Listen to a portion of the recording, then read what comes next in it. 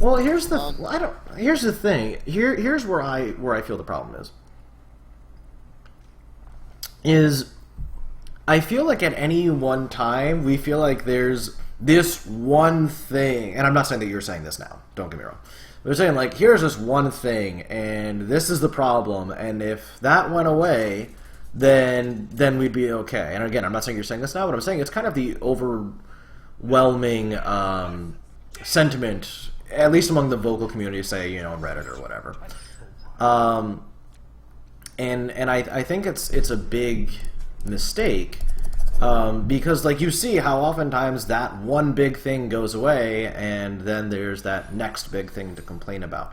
So I do agree with you that I do think that Kibler is correct and that having just that evergreen set does create some issues. So I do agree with that. And I would be fine. I don't think it's specifically Malygos is the problem. Like that's just a win condition for a deck that plays slowly and needs to get to the late game. So like I don't think that by itself is a problem.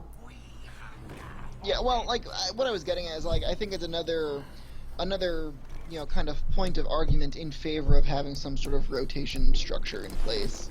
Oh yeah, yeah, absolutely. It's not that I feel like Malygos needs to change, because honestly, if I were to take a broad brush stroke and pick some cards to change, I'd say most of them would probably be Shaman cards.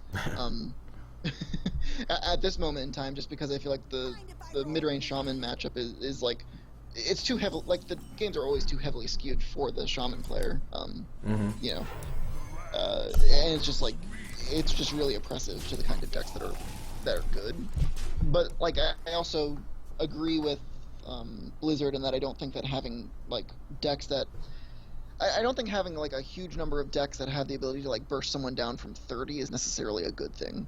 And granted, this whole dynamic changes quite a bit once Thaurissan rotates out, because not being able to discount Malygos, for instance, means it's a lot harder to get the 30-point burst damage kill with Malygos. Yeah, for sure. Actually, I think it makes it impossible without innervates. So, obviously that's a thing too, but I think that there are a fair number of cards that are currently in the classic set that I think would be fine if they cycled out, just to make room for other cards. I think that we saw this with Goblin versus Gnomes, where and even TGT to some extent, and even now, where there are lots of cool legends that get printed that just simply there's no room in the decks that there's no deck that wants them, or there's nothing for them to go into. Right. Wilfred Fizzlebang is a pretty cool legendary, with a nifty effect, but he's never going to be the value is never going to be better than Draxus. Yeah. Yeah. So it's and those two cards actually work against one another. Right.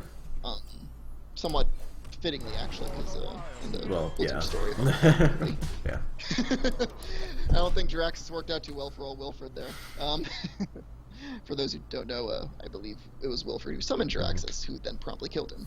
So, didn't quite work out for him. But yeah, so I would say that I would definitely like to see some sort of rotation there. As far as some of the classic legendaries and stuff, I think that the presence of some of them just means that there's undue competition, or there's more competition for those slots. I think Tyrion is a classic example in Paladin, where it's every 8-drop legendary that you ever make for Paladin from now until the end of time is always going to be competing with the Tyrion, which is not easy to do because Tyrion is really, really good. Yeah, exactly. You're never gonna be Ragnar's Light Lord was even considered oh man, I don't know if this is really good enough to warrant including with Tyrion. And that card's really good. Gaining 8 life a turn on a damaged thing. Well, if it hits a minion, isn't usually great. Ragnar's Light Lord can just run away with games by itself, in a way that Tyrion can as well. So. So I think I might actually take Mulch. Yeah. Just for in case I can't kill a Doomsayer, or Alexstrasza. I mean, out of these choices, both the other choices are not great. Yeah, I agree. I think Mulch is fine. Mark of Nature, I think I'm going to play the Arcane Giant out. He hasn't shown, he just played it at Frost Nova. I can deal with Frost Nova Doomsayers. I think I just play the 8-mon Arcane Giant. I don't really have a good play other than that, I think. I'm not going to play Baron Geddon and kill 2 of my minions. Yeah, that seems like bad EV. Yeah. So, yeah. So yeah, no, I do 100% agree. One card. Huh? I think if I were to make a change to any one card, I think one of those cards would probably be Thing from Below, and I think if I had to pick a second one, it might be Thunderbolt Valiant. Yeah, I think Thing from Below is a big deal. Or maybe as a Maelstrom Portal. So I'm probably just gonna like Fangirl, Wrath for 6, hero power it down. Seems fine. Feels good to me. Wrath for 6, draw a card, hero power. Seems good. Oh, 5. What? It's 5. Why did I think it was 6? Oh. Yeah, I guess Living Roots. Well, I can just move fire it. Or I could swipe his face. I could swipe his face. I'm gonna swipe his face. That's a great plan. He knew it. How do, Yeah, you're saying Wrath for 6, and I was like, where is he getting this extra 1 point from? I don't know, like, we're just wishing really hard? I don't know. Does that not count? I think you need to wish upon a Starfire there. That's where you would have gotten your 6 damage from. I enjoyed that. Thank you. That was good. So I think I just win, right? I don't know. I assume he probably has an ice block at some point. I feel or like if his I plan win. is just a Antinitis, that's good for you. So that's game. Yeah. Looking like it. I mean, it's definitely game. Like, there's no way in which it's not game. Just Can't math bad enough. I agree. Wrath should definitely just do 6. yes, it certainly should. 1000%. Yes. Every time. Every time. That was good. Well, that was like the easiest Freeze Mage game of my life. I feel like he didn't draw cards that he needed. He did not. He drew a lot of cards, but just not the right ones, I guess. I mean, to be fair, we did put on a lot of pressure at like all points of that game, which is one of the ways that you beat Freeze Mage.